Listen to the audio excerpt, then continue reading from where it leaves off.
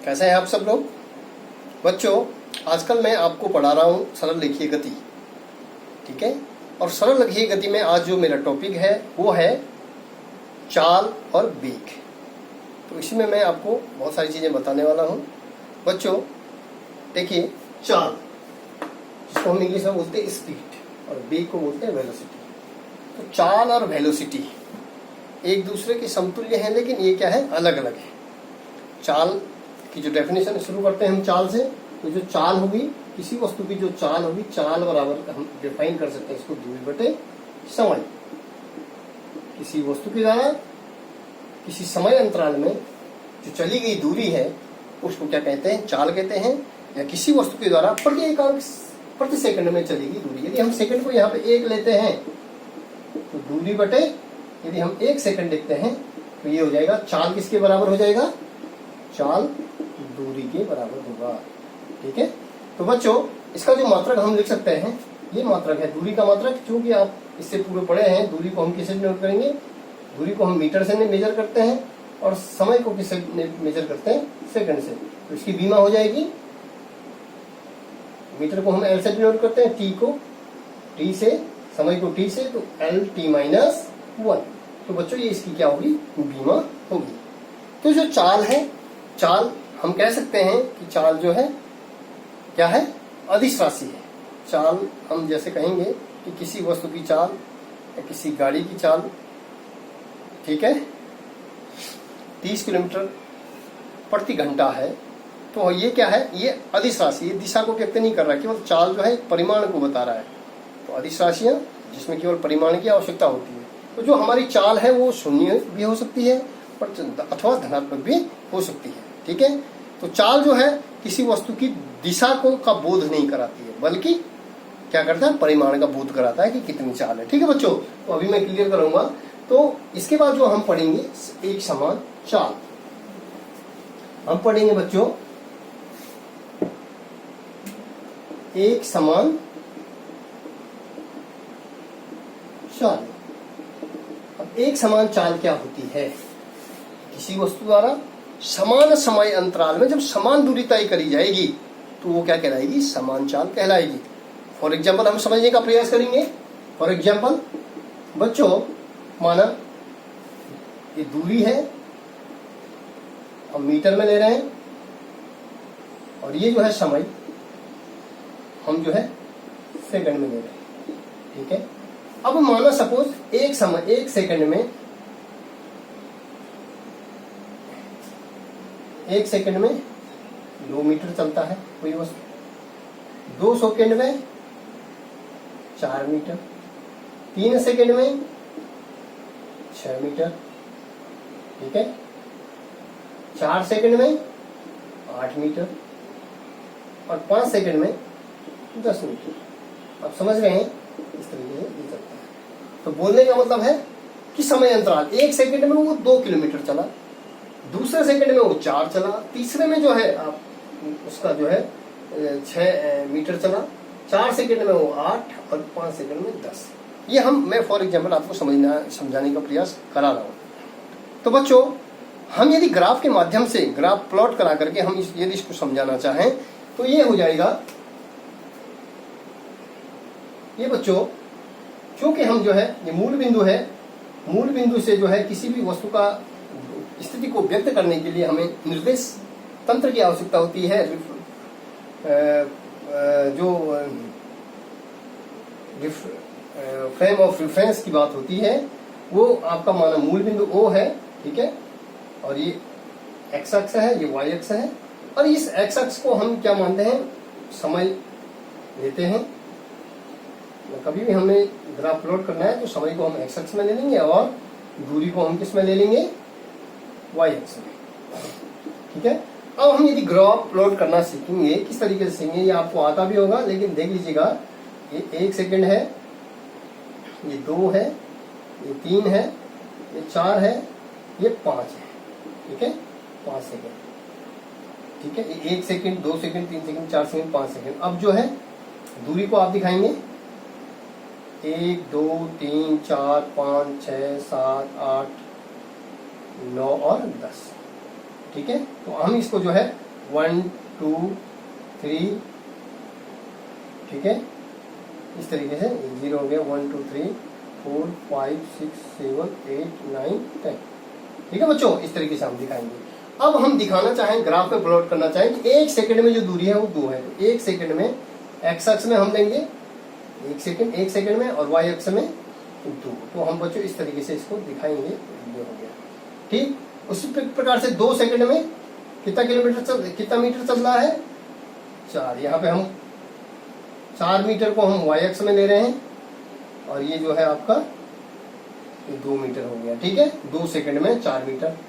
उसी प्रकार से 3 सेकंड में देख रहे होंगे आप, ये 3 सेकंड है, इस 3 सेकंड में बच्चों हम ले लेंगे 6, तो हम इस तरीके से इसको लेते हैं 6। उसी प्रकार से 4 सेकंड में 8, ये हो गया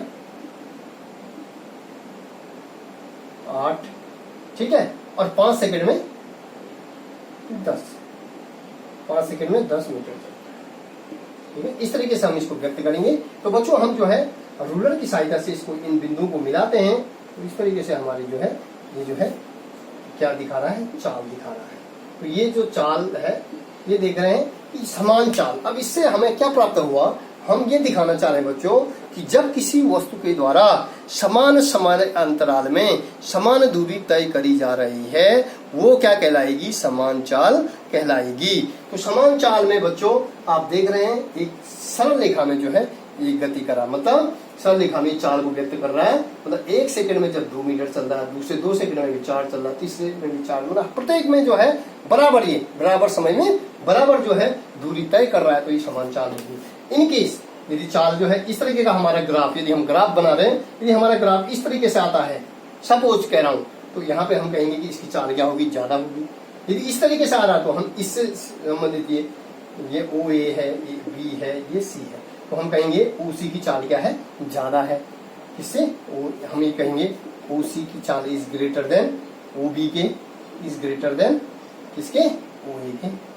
और यदि चाल ये है, इसकी चाल यदि ऐसी इस तरीके से हमारा ग्राफ आता है, तो हम कहेंगे यहाँ पे चाल क्या है, कम है, माना ये जो है आपका ए, माना सी की बात कर रहा हूँ, तो ओ सी, ये चाल क्या हो जाएगी, कम हो जाएगी। समझ आ रहा है। इस तरीके से मैं इस एग्जाम्पल के माध्यम से आपको समझाने का प्रयास कर रहा था कि समान समय अंतराल में जब कोई वस्तु समान दूरी तय करती है तो वो कहलाती है समान चाल। उसी प्रकार से बच्चों अब हमारे पास जो है असमान चाल क्या होती है, उसको मैं समझने का प्रयास करेंगे। एक समान चाल और असमान चाल। असमान चाल, असमान, एक समान चाल में कांस्टेंट जो है, कांस्टेंट जो स्पीड है, ठीक है, और असमान मीन्स जहां पे स्पीड जो है समान नहीं है, ठीक है। तो जो असमान चाल मतलब जब कोई वस्तु समान समय अंतराल में समान दूरी तय नहीं कर रही है। मतलब यहाँ पे हम दिखा रहे थे कि हमने कहा था कि 1 सेकंड में 2 किलोमीटर जा रहा है, ठीक है। तो यहाँ पे हम यदि दूसरे सेकंड में दिखा देंगे तो ये 3 किलोमीटर जाएगा, तीसरे में दिखा देंगे तो ये 7 मीटर जाएगा, ठीक है, चौथे में दिखा देंगे तो ये जो है 8 ही जाएगा। तो इस तरीके से इसमें जो है ये समय हो जाएगा और ये क्या हो जाएगा, दूरी। मतलब यहाँ पे जो है एक समान समय अंतराल में 1 सेकंड 2 सेकंड समान समय अंतराल है, एक एक का भी अंतर है इनके भी, लेकिन दूरी आप देखेंगे यहाँ पे 2 गया, यहाँ पे 3 गया, ठीक है, यहाँ पे जो है 7 चला गया, यहाँ पे क्या है 8 हो गया। इस तरीके से 5वें सेकंड में ये सीधे 12 मीटर चला गया। तो इस तरीके से जो है जब कोई वस्तु समान समय अंतराल में समान दूरी तय नहीं करेगी, तो समान समय अंतराल में समान दूरी तय नहीं करेगी तो वो कहलाएगा असमान चाल। अगला बच्चों हमारे पास आता है ताक्षणिक चाल। ताक्षणिक चाल या इसको तात्कालिक चाल भी कहेंगे।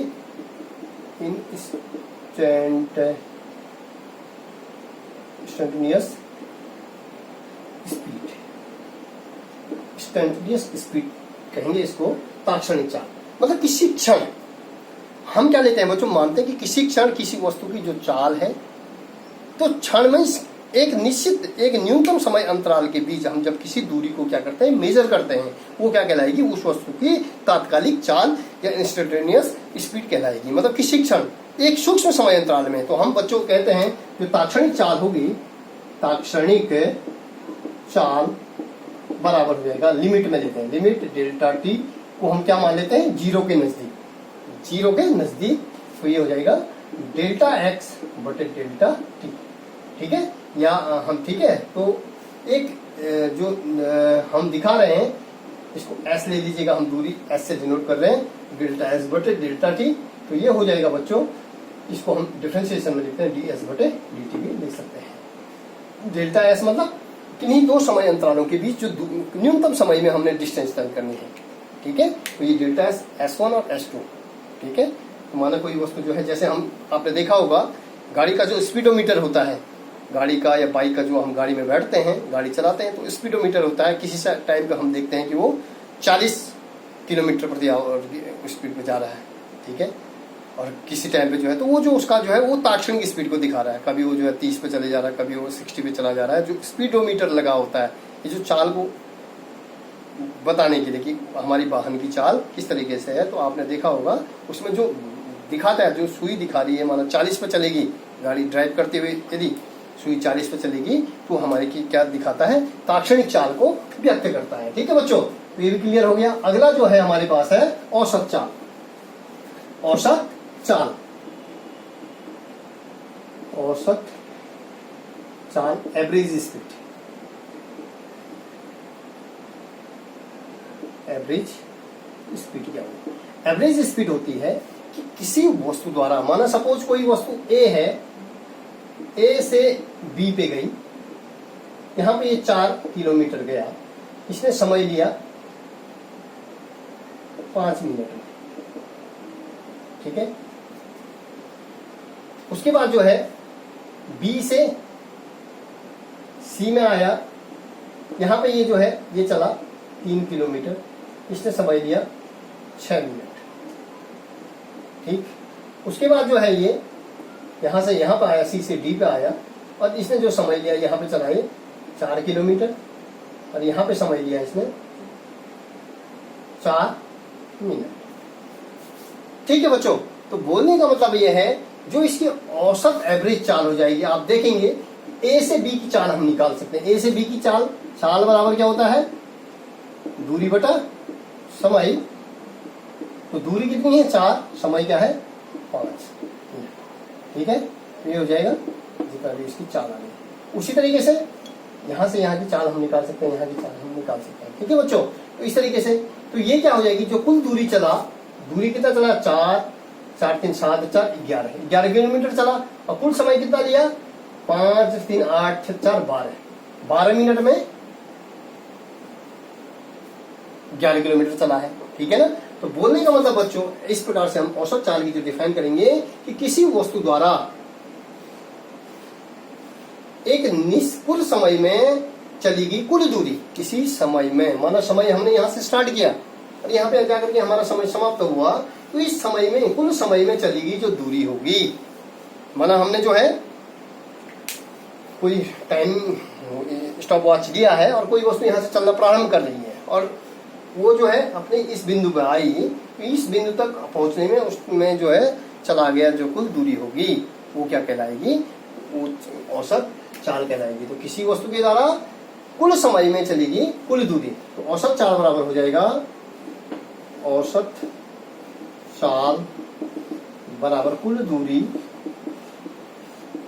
बटे कुल समय। कुल दूरी कितनी है 4 3 7 4 3 3 7 3 7 4 11 किलोमीटर बटे 5 6 5 11 और 11 4 5 6 5 11 6 5 11 4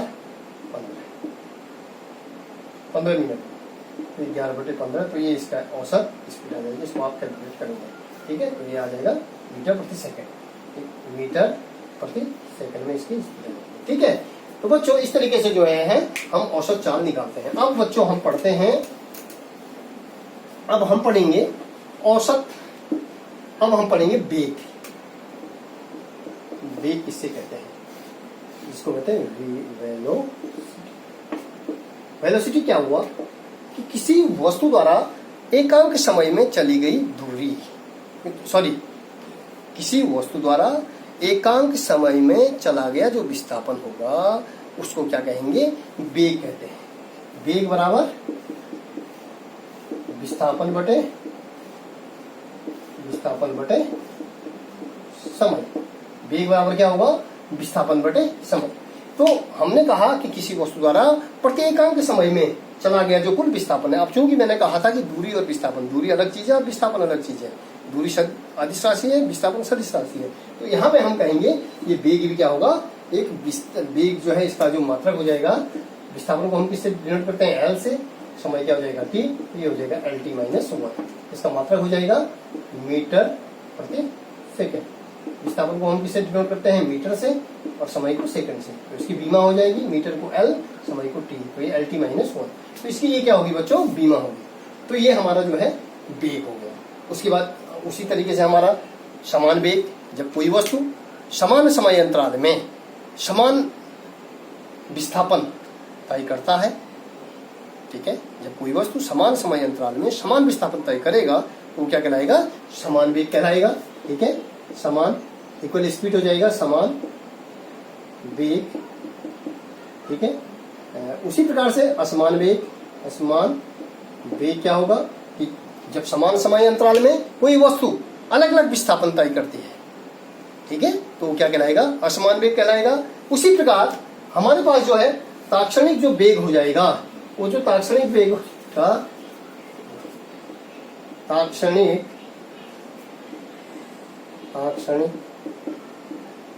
वेग, जो तात्क्षणिक वेग हो जाएगा, तो तात्क्षणिक वेग हो जाएगा जिसको हम इंस्टेंटेनियस वेग कहेंगे। किसी समय, किसी न्यूनतम समय में किसी वस्तु द्वारा चला गया जो विस्थापन होगा वो तात्क्षणिक विस्थापन हो जाएगा। तो हम इसको कहेंगे वेग, तात्क्षणिक वेग इज इक्वल टू हो जाएगा limit delta T tends to 0। समय को हम न्यूनतम ले रहे हैं, समय को न्यूनतम लेने पर जो विस्थापन हो जाएगा वो हो जाएगा डेल्टा एक्स बटे डेल्टा टी, इसको बोलेंगे एक्स बटे डेल्टा टी। तो हमारा क्या हो गया? ये तात्क्षणिक वेग की डेफिनेशन भी आप समझ गए कि किसी सूक्ष्म क्षण, किसी क्षण जब समय हम ले रहे हैं तो वस्तु का स्पष्ट हो गया तो जो विस्थापन हो जाएगा अपन में अंतर हो जाएगा डेल्टा टी। लिख सकते हैं, लिख सकते हैं। तो जो है हमारे पास विस्थापन क्या चीज होती है? औसत वेग, औसत एवरेज वेलोसिटी,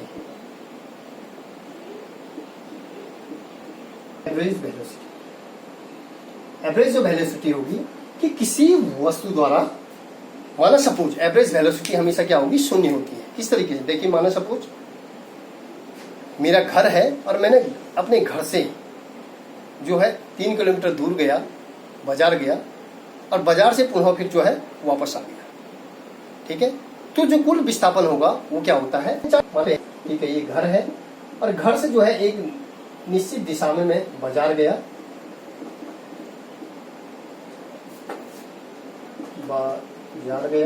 ठीक है, यहाँ पे बाजार गया, 3 किलोमीटर डिस्टेंस मैंने तय करी। ठीक है, पुनः फिर जो है मैं वापस आ गया इस बिंदु पर, घर पे आ गया, तो 3 किलोमीटर ही गया, और इसमें जो है टोटल दूरी मैंने तय करी 6 किलोमीटर। कितने में? 1 घंटे में। 1 घंटे में मैंने 6 किलोमीटर, जो इसकी दूरी आ जाएगी वो दूरी हो जाएगी, जो इसकी दूरी हो जाएगी, इसकी जो चाल हो जाएगी, चाल बराबर दूरी बटे समय, चाल बराबर दूरी बटे समय। तो दूरी कितनी होगी? 3 दूना 6 किलोमीटर बटे दूरी, कुल दूरी क्या होगी? 3 इधर गया, 3 इधर गया, 6 किलोमीटर बटे समय क्या हो जाएगा? 1 आवर। ठीक है, तो ये 6 किलोमीटर प्रति आवर, 6 किलोमीटर प्रति आवर इसकी जो है क्या होगी? चाल होगी। अब इसका जो विस्थापन होगा, चाल कभी भी 0 नहीं हो सकती है। बोलने का मतलब है चाल जो है कभी भी, औसत जो चाल होगी, जो चाल औसत होगी, वो औसत चाल कभी भी 0 नहीं हो सकती है, बल्कि जो औसत वेग होगा वो शून्य हो सकता है। कैसे? देखिए, विस्थापन यहां से यहां गया, ए से ए घर है और बी बाजार है, ए से बी के बीच गया 3 किलोमीटर, पुनः बी से ए के बीच आया, तो जो विस्थापन हो गया 3 किलोमीटर उधर गया, 3 किलोमीटर गया, तो विस्थापन क्या हो गया? शून्य। तो यहाँ पे औसत वेग भी, जो कुल औसत वेग हो जाएगा वो औसत वेग हो जाएगा 0, जो औसत विस्थापन बटे कुल समय। समय तो जितना भी लेगा, लेकिन औसत विस्थापन क्या हो जाएगा 0 बटे समय माना सपोज है। तो औसत वेग क्या हो जाता है हमेशा, औसत वेग क्या होगा 0 होगा। औसत वेग क्या हो जाता है 0। अब बच्चों यहाँ पे जो है हम विस्थापन और समय के ग्राफ के माध्यम से वेग की गणना करेंगे। जो समय और विस्थापन तथा समय के ग्राफ से वेग की गणना। बच्चों ये हमारा जो है प्रतिच्छेद बिंदु है, ये मूल बिंदु है, एक्स अक्ष वाई अक्ष। अब हमने कहा कि जब कोई वस्तु समान वेग से गति कर रही है, समान समय अंतराल में समान विस्थापन तय कर रही है, तो एक समान वेग से गति कर रही है, हम ये कहेंगे एक समान वेग से गति कर रही है। तो गति करते हुए हम इसको समय दिखा रहे हैं बच्चों, और इसको क्या दिखा रहे हैं विस्थापन। हम इसको क्या दिखा रहे हैं, वाई अक्ष को विस्थापन, वाई अक्ष को हमने विस्थापन दिखा दिया, इसको क्या दिखा दिया समय टी में ले रहे हैं, ठीक है। विस्थापन जो है एक्स में ले रहे हैं। तो यहाँ पे जो है विस्थापन का मीटर प्रति सेकंड इसका बीमा हो जाएगा, मीटर प्रति सेकंड बीमा हो जाएगा, वो मात्रक हो जाएगा। समय हम सेकंड में ले रहे हैं। अब जो है यहाँ पे टी समय में कोई वस्तु टी समय में, ये टी है, ये T1 है और ये T2 है। तो T1 समय में x1 विस्थापन सपोज काम कर रहा है। यहाँ पे क्या है x1 इसको बोलेंगे और इसको बोलते हैं x2। T2 समय में x2। तो बच्चों यहाँ पे T1 जो समय है, T1 समय में x1 और T2 समय में x2। तो ये हो जाएगा बच्चों, यहाँ पे जो है इस तरीके से ये जो है, यदि हम ग्राफ खींचेंगे तो ये हो जाएगा बच्चों, यहाँ पे जो हमारा जो विस्थापन हो जाएगा, हम इस तरीके से ग्राफ खींचेंगे तो ये हो जाएगा, ये इसकी जो ढाल हो जाएगी ये एंगल थीटा बना, और ये जो है समय अंतराल हो जाएगा T1 T2 माइनस T1। जो समय अंतराल हो जाएगा ये हो जाएगा T2 माइनस